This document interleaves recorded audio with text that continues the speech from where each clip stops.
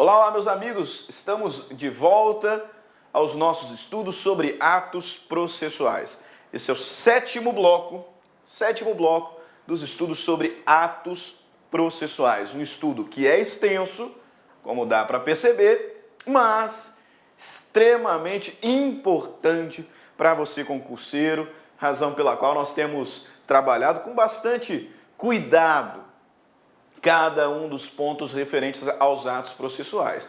Nós já falamos sobre conceito, natureza jurídica, forma, lugar, tempo e no último bloco conversamos sobre a contagem dos prazos processuais. Um tema que é, de certa forma, maçante, um tema com muita informação, devemos ter extremo cuidado, facinho de errar em prova, facinho de errar na prática processual, a contagem dos prazos. Por isso, reservei um bloco só sobre contagem, mas na parte final da nossa aula, nós colocamos todo esse conhecimento teórico, conhecimento legislativo em exemplos e eu espero que tenha ajudado, que tenha auxiliado você nos seus estudos e tenha dado aí um esclarecimento sobre a aplicação das regras de contagem de prazo do novo CPC.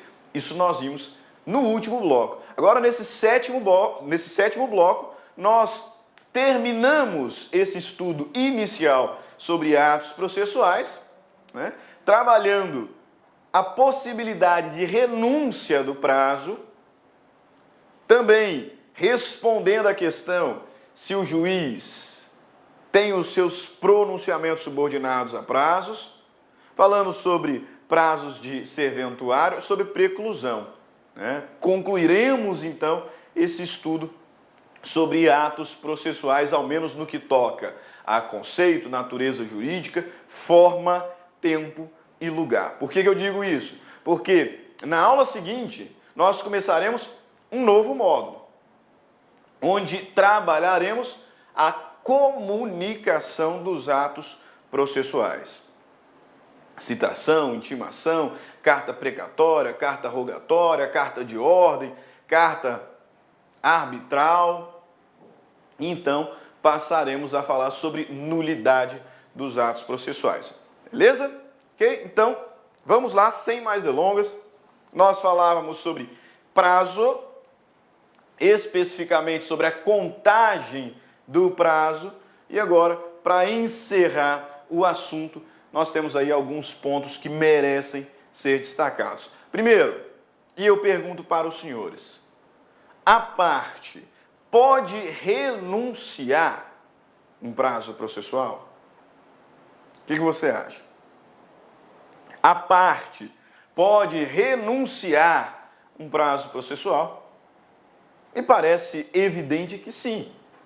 Afinal, se o prazo processual, ele se demonstra que ele aparece aqui como um direito da parte, parece evidente que, se assim quiser, ela pode renunciar. Não vejo muita razão para isso.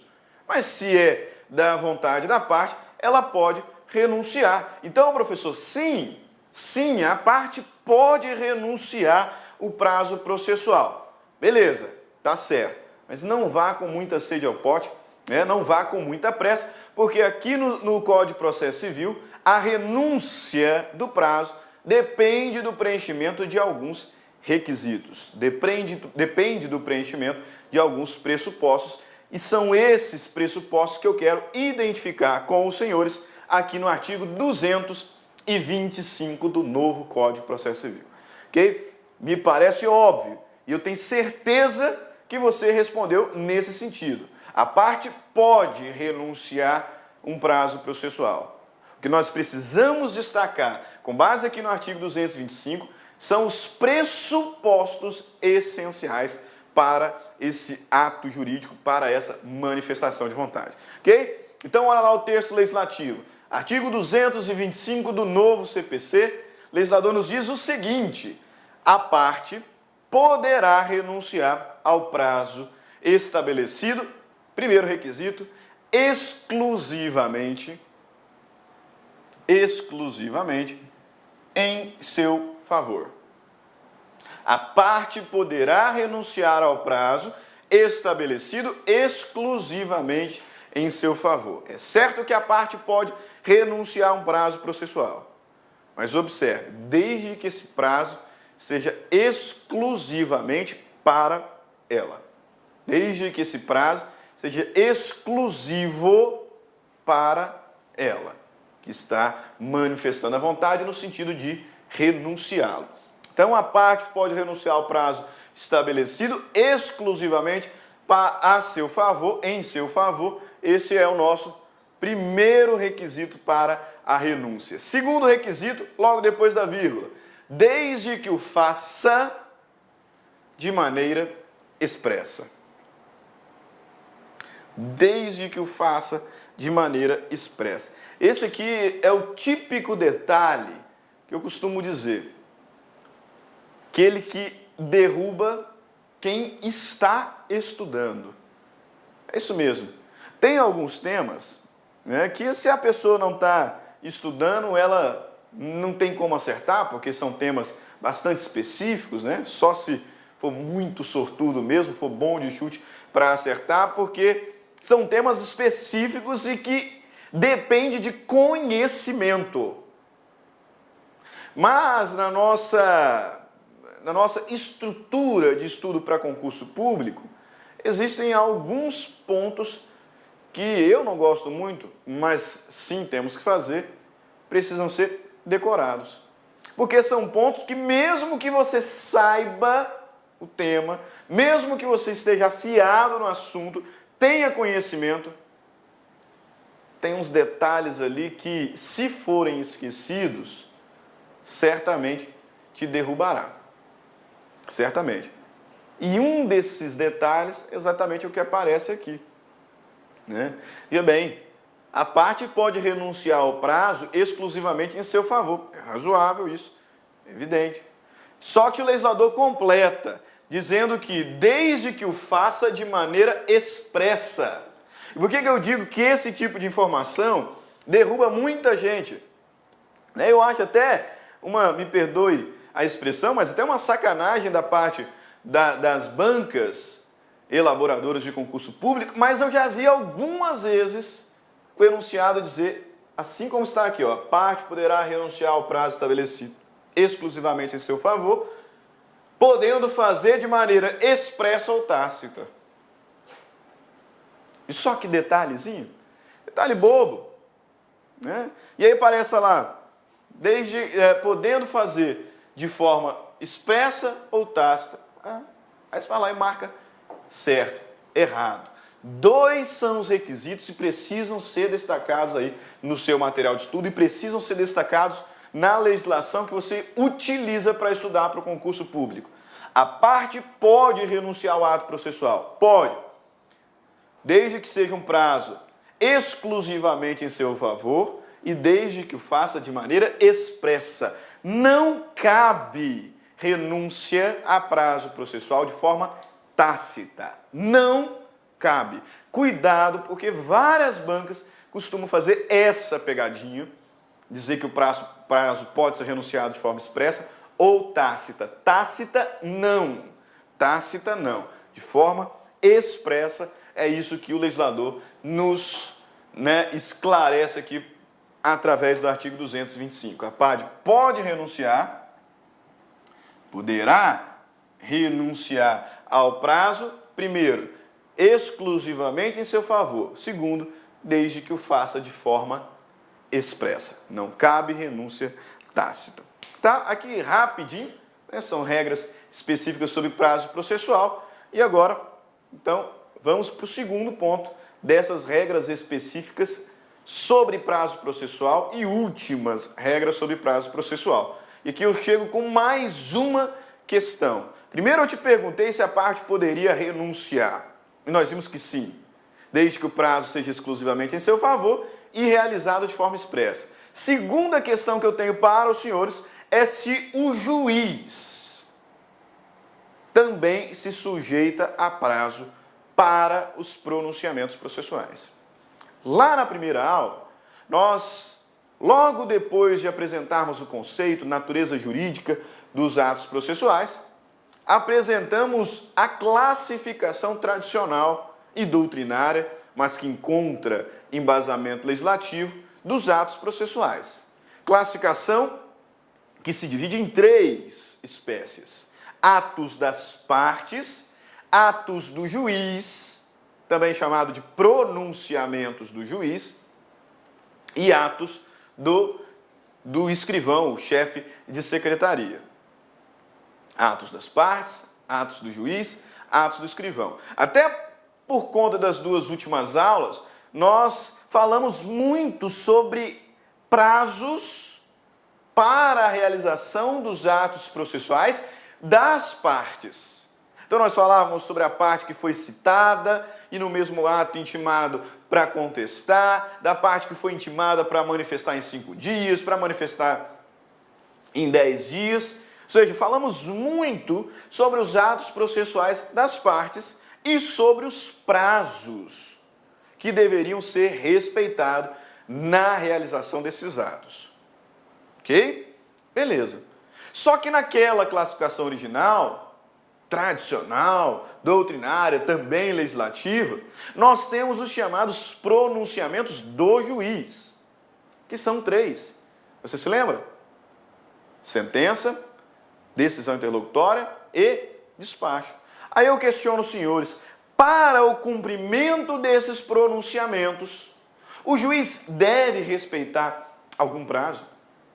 Imagina que o processo foi concluído para o juiz e agora ele deve despachar, proferir uma decisão interlocutória ou proferir até mesmo uma sentença. Existe prazo para que o juiz despache, para que o juiz profira uma decisão interlocutória, para que o juiz sentencie?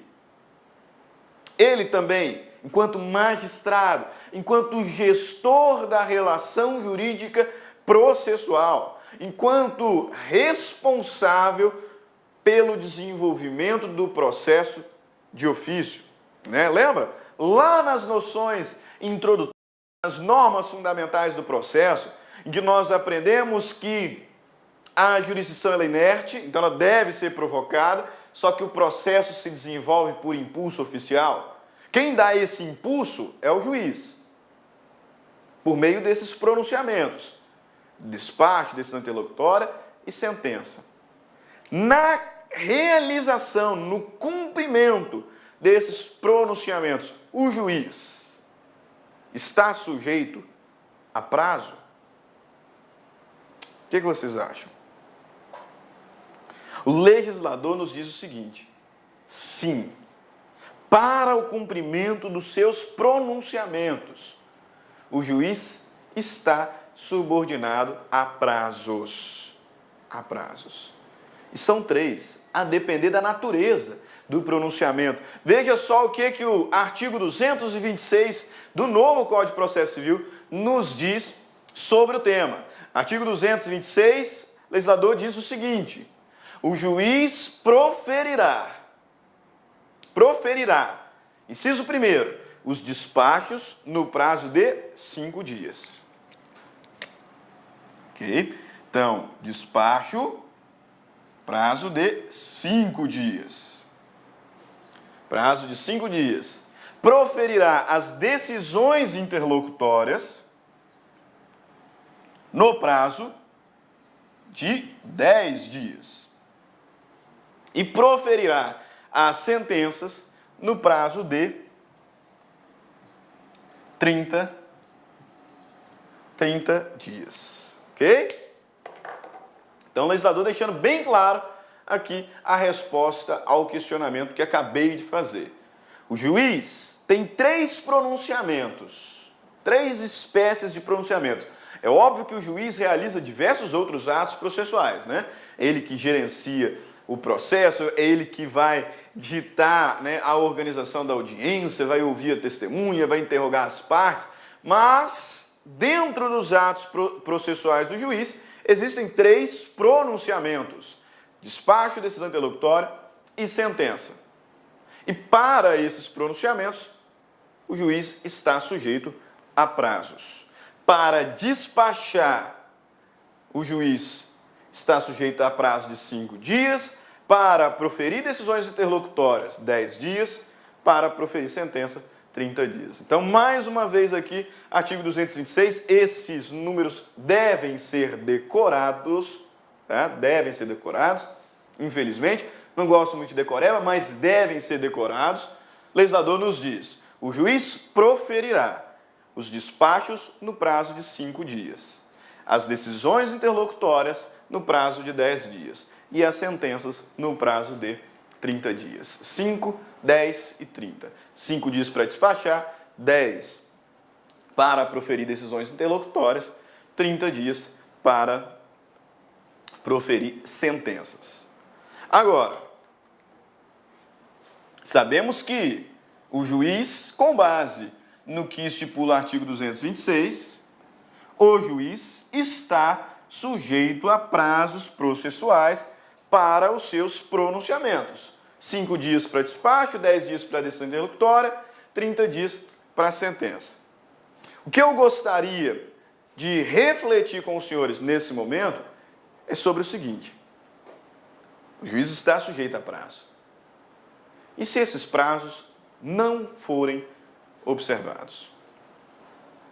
Nós vimos que o juiz tem prazo de 5 dias para despachar, 10 dias para decisão interlocutória, 30 dias para a sentença.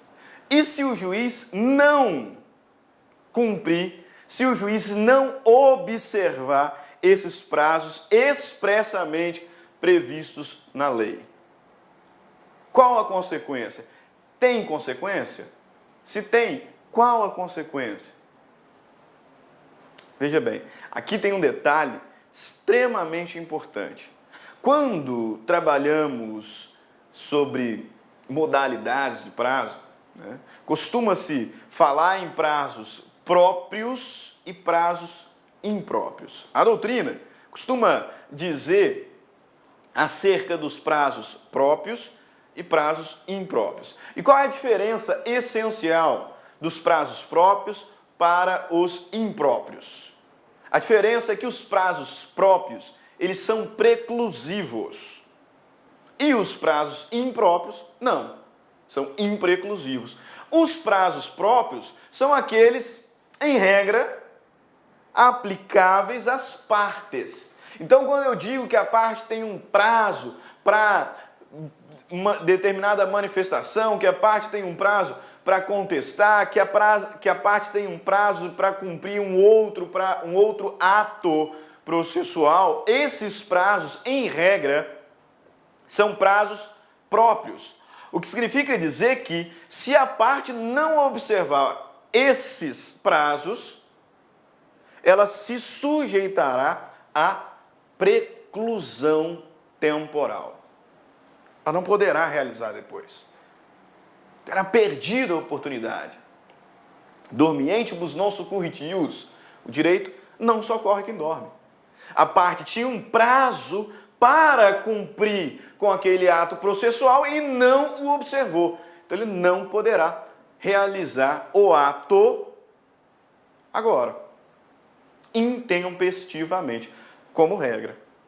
Por quê? Porque os prazos próprios são preclusivos, ou seja, estão sujeitos à preclusão temporal. Já os prazos impróprios, e destaco que os prazos do juiz são chamados doutrinariamente de impróprios, esses prazos são impreclusivos.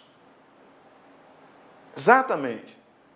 Nós estamos aqui identificando que o juiz, para os seus pronunciamentos, ele também está sujeito à observação de prazos legais.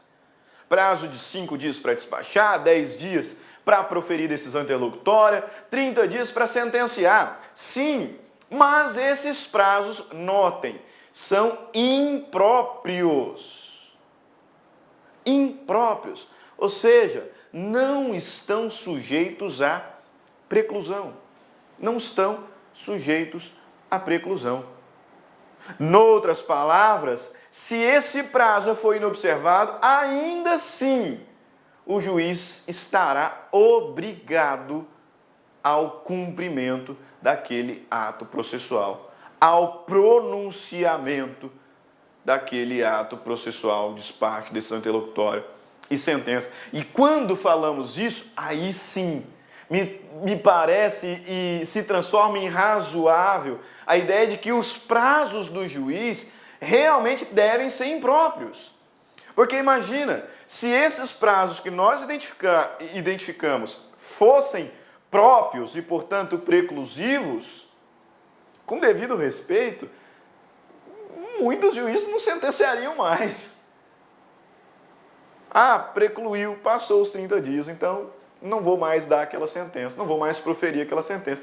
Se é óbvio que não, se aqueles prazos fossem impróprios e, portanto, preclusivos, os únicos que sofreriam os efeitos da inobservância do prazo pelo juiz seriam as partes.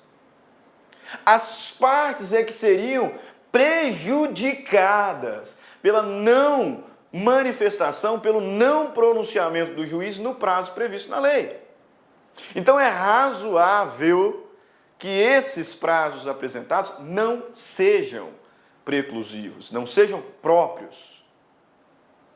Noutros termos, que esses prazos sejam impróprios.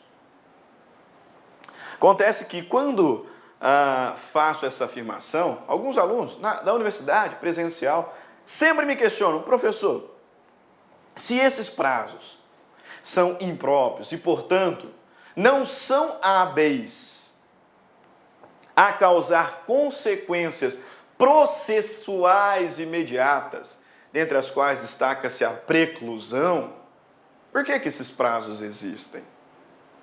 Por que eu vou falar que o juiz tem 5 dias para despachar, 10 dias para decisão interlocutória, 30 dias para sentença, sendo que se ele não observar o prazo previsto na lei, nós não teremos uma consequência imediata para a relação processual, porque esses prazos não estão sujeitos à preclusão. E essa dúvida fica ainda maior quando passamos a análise do artigo 227. Porque o legislador diz: em qualquer grau de jurisdição, havendo motivo justificado, pode o juiz exceder por igual tempo os prazos a que está submetido. Pô, professor, se os prazos a que está submetido o juiz não são preclusivos, por que ele tem que motivar, por que ele tem que justificar para então poder, por igual tempo, excedê-los? Sempre me questionam em sala de aula: professor, por que esses prazos existem?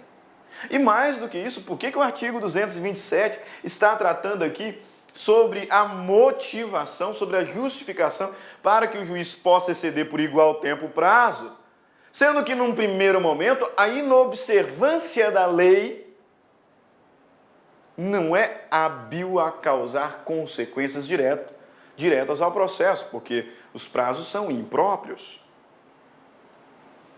Esses prazos existem, meus caros, e de fato é verdade que eles não são preclusivos, são impróprios, então não tem aptidão para causar prejuízo imediato ao processo se forem inobservados.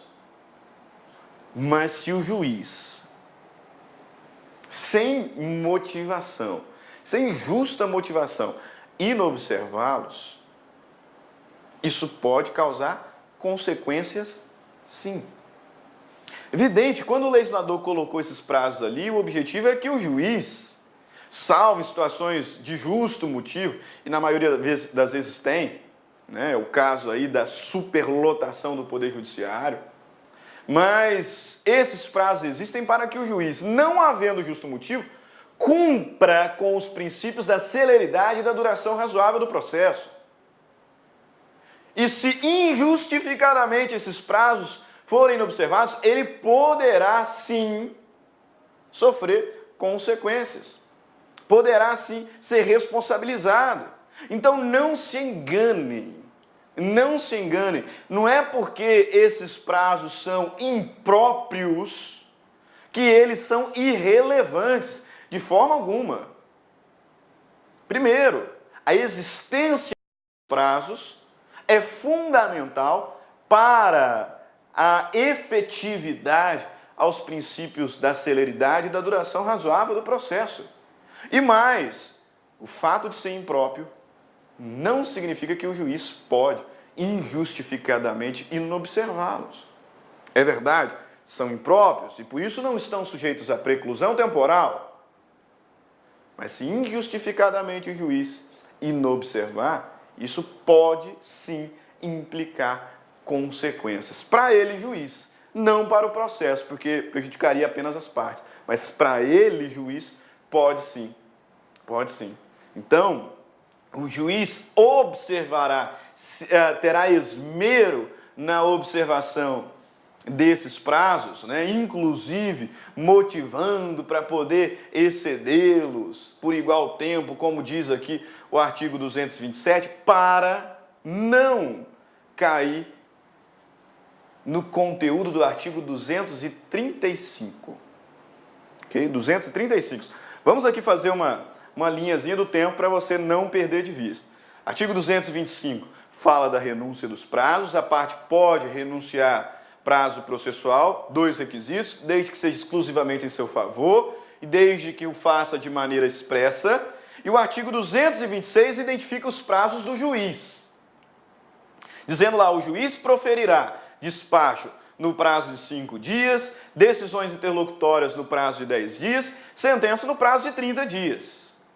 Artigo 227 trata da possibilidade de, em qualquer grau de jurisdição, o juiz exceder esses prazos por igual tempo quando tiver motivo justificado. E aí eu disse, esses prazos, cuidado, são impróprios. O que significa isso? Se não forem observados, não causarão, não implicarão em preclusão temporal. Não haverá preclusão temporal. Ah, então por que esses prazos existem? Por que o juiz deve cumprir esses prazos? Porque se não cumprir, pode configurar a situação prevista no artigo 235 com as consequências que o legislador ali elenca. E quais são essas consequências e qual é o conteúdo desse texto legal? Vejamos, artigo 235. Qualquer parte, o Ministério Público ou a Defensoria Pública poderá representar ao corregedor do... Olá, meus amigos, minhas amigas, tudo bem? E aí, gostou da aula do professor? Quer continuar assistindo essa videoaula? Aliás, você quer fazer um curso completaço, super competitivo para o Tribunal de Justiça do Estado de São Paulo 2017-2018, edital destinado aí para o escrevente judiciário para as comarcas do interior. Convido você a acessar o laconcurso.com.br. Lá nós temos esse curso competitivo, atualizado, focado, com personal coach, com esse professor que você acabou de assistir, por apenas 10 parcelas de R$ 25. É isso mesmo, o melhor custo-benefício da internet. Este curso nosso tem um grande diferencial, que é a metodologia. Você pode se matricular sem medo de ser feliz, que você vai gostar do curso. E um detalhe, vai ter aquela satisfação no final do curso de ter aprendido, de ter valido a pena. Isso vale a pena. Ok? Já esquecendo. Se você quer aí o material de apoio do professor, o PDF dessa aula, clica aqui embaixo, faz o download do material, basta você fazer aí um pequeno cadastro no site, você vai fazer o download gratuitamente, tá certo? E aproveita, vai lá, dá um likezinho de positivo, deixe seu comentário no nosso canal do YouTube. Espero vocês aqui no Like Concurso. Forte abraço, fique com Deus, tchau, tchau. Clique lá.